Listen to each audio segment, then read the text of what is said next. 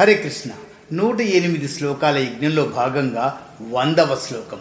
బ్రహ్మభూత ప్రసన్నాత్మా నోచతి నకాంక్షతి సమస్సర్వేషు భూతేషు మద్భక్తిం లభతే పరాం. బ్రహ్మభూత, బ్రహ్మస్వరూపుడవైన నువ్వు ప్రసన్నాత్మ, ప్రశాంత వదనంతో ఉంటావు.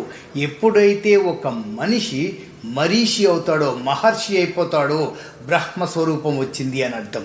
బ్రహ్మస్వరూపం ఎప్పుడైతే వచ్చిందో కోపతాపాలకి సంబంధం లేదు, లాభ నష్టాలకి తావే లేదు.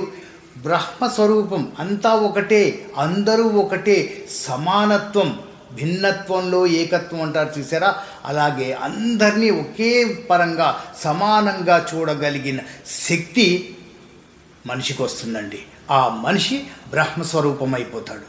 నోచతి నకాంక్షతి, నా అంటే నో, శోచతి శోకం లేదు, నా శోచతి లేదు, నా కాంక్షతి ఆశ లేదు.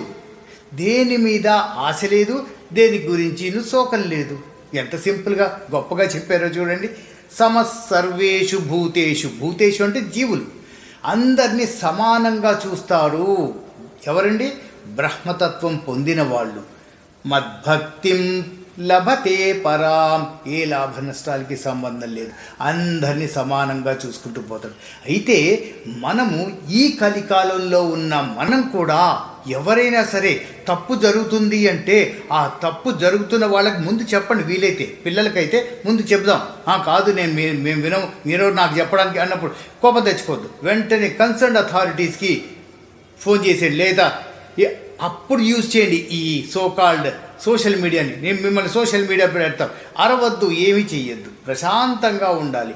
ఈ ప్రశాంతతలో సొసైటీని కూడా మార్చేసే శక్తి ప్రతి మనిషికి వస్తుందండి. మనం కూడా ఎవరైనా సరే తప్పు జరుగుతుంది అంటే ఆ తప్పు జరుగుతున్న వాళ్ళకి ముందు చెప్పండి. వీలైతే పిల్లలకైతే ముందు చెప్దాం.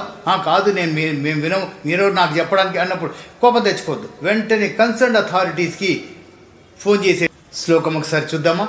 బ్రహ్మభూత ప్రసన్నాత్మా నోచతి నకాంక్షతి సమస్సర్వేషు భూతేషు మద్భక్తిం లభతే పరాం. హరే కృష్ణ.